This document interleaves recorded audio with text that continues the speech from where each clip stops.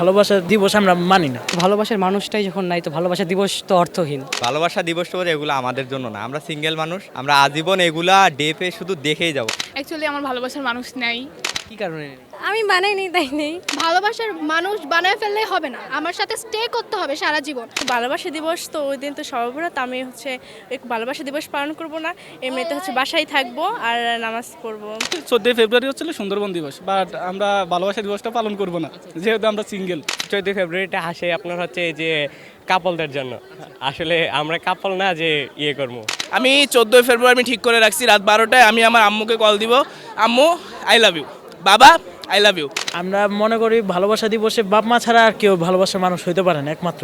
ভালোবাসার মানুষ নেই সেই দিনটা আসলে আপনার কেমন যায়? বাসায় ঘুমিয়ে কাটবে। ভাবছি সারাদিন ঘুমাবো। তো পারলে মঙ্গল গ্রহে চলে যেতাম, তো সেটা যখন সম্ভব না তখন বাসায় ঘুমাবো। আমরা ঘুমাবো, ওরা ঘুরতে যাবে, এটা তো অনেক। ওই দিন আমরা চাইলে বেরোতে পারবো না, কারণ চারদিকে শুধু মানুষ দেখুম, কাপল দেখুম, আমরা তো এসবের মধ্যে নাই, তাই আমরা একটু 14 ফেব্রুয়ারি তো হচ্ছিল বাসা থেকে বের হবো না। সিঙ্গেলদের এই দিনটা নিয়ে কিছু বলার নেই। অ্যাকচুয়ালি এটা পশ্চিমা সংস্কৃতি থেকে আমাদের এখানে আসছে বাংলাদেশে। আমি মনে করি যে আমাদের যে সংস্কৃতি, বাঙালি সংস্কৃতি, তার সাথে ভালোবাসা দিবসটা আসলে যায় না। 14 ফেব্রুয়ারি ভালোবাসা দিবস, আস্তাগফিরুল্লাহ, হারাম হারাম, এগুলোর মধ্যে আমরা নাই। মানে এমন একটা সময় চলে আসছে, এদিকে যাই ওইদিকে যাই, যেদিকেই যাই ভালো মেয়ে আর ভাই খুঁজে পাই না। এখন যদি পাই তাহলে অবশ্যই সামনে যাবে। তো আমাদের মতো ছেলেদের পছন্দ করে না, যারা বিড়ি খায়, সিগারেট খায়, যারা গাঁজা খায়, তাদেরকে ভালো লাগে। আমরা জীবন আজ পর্যন্ত বিড়ি খাই নাই। আমি অপেক্ষায় আছি একবারে বিয়ে, আমার ফ্যামিলিগতভাবে একবারে বিয়ে হবে, যেটা আমার ফ্যামিলি ট্র্যাডিশন। আমার ফ্যামিলিতে হারাম রিলেশনশিপের আমি যত জানি কোনো রেকর্ড নাই, এবং আমিও সেই ট্র্যাডিশন ধরে আমিও ডিরেক্ট ইনশাল্লাহ হালাল ম্যারেজ করব। ভালোবাসা দিবসে ভালোবাসার মানুষ না থাকা কি কষ্টের? আমার কাছে কষ্টের না মোটেও, কারণ আমি আমার লাইফ ঠিকঠাক একদম আনন্দে কাটাচ্ছি। যে অভাবটা ভালোবাসা মানুষ এরকম তো না, নিজেকে ভালোবাসতে জানলে লাইফে কোনো অভাব থাকে না মানুষের। এটা ঠিক যে যদি থাকতো তাহলে এই যে যেমন ফুল নিয়ে যাচ্ছে ভাই, অবশ্যই একটা ফুল নিয়ে তাকে আমি দিতাম, ফ্রেন্ডরা দেয়, এগুলো আমরা দেখি। জাস্ট কষ্ট বলতে মাঝে মাঝে খারাপ লাগে, এটা স্বাভাবিক যে তাদের আছে, আমার নাই। টু বি অনেস্ট, আমি যখন ভালো একটা কাপল দেখে আমি অ্যাকচুয়ালি মধ্যে বলে যে তারা যেন সবসময় একসাথে থাকে। ভালোবাসি এটা বলার থেকে আমার কাছে বেটার যে আমার তোমাকে খুব বেশি প্রয়োজন, কারণ যেহেতু আমি একা। নেই বলতে আসলে চাইলে তো হয়, বাট করতে চাচ্ছি না।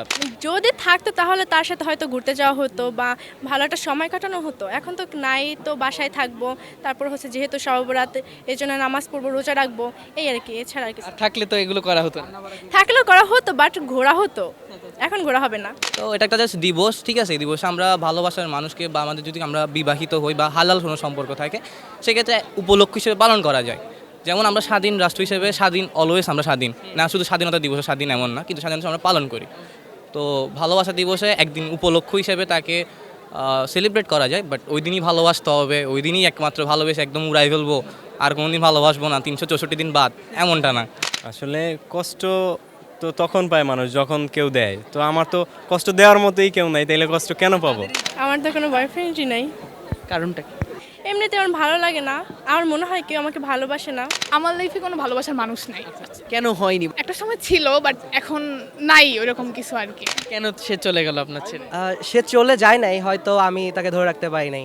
কষ্ট না, লাইফে ছিল, কেউ একজন ছিল এক টাইমে, বাট এখন আর নাই। তো আমি মনে করি যে প্রয়োজন আছে এরকম থাকার। ভুল মানুষ আসছিল, শিক্ষা হয়েছে, অনেক কিছু শিখেছি লাইফে। আমি বলবো কি যে ওই ভুল মানুষ আসাটা যে এমন বলবো না যে ঠিক ছিল না, ঠিক ছিল। ওর সাথে আমি অনেক কিছু বুঝতে পেরেছি, আমি ম্যাচিউর হয়েছি, অ্যান্ড অনেক অনেক কিছু ধাক্কা খেয়ে স্ট্রং হয়েছি। সত্য কথা বলতে গেলে কি, আমাদের তো কাফি ভাই এখন ব্যস্ত, ওনার হচ্ছিল বাসায় আগুন লাগাই দিছে। তো উনি তো কিছু বই লিখছে, যেমন প্রাক্তনকে নিয়ে বই লিখছে।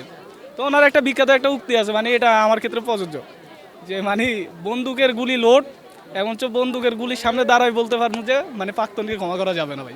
সে তো আমাকে ছেড়েই গেছে, আর যে ছেড়ে যায় তাকে কেন আবার আমি অ্যাকসেপ্ট করব? মানে আমি তো ছিলাম বলো, মানে তখন তো ছোট ছিলাম, কলেজ লাইফে ছিলাম, এখন তো ভার্সিটিতে উঠছি।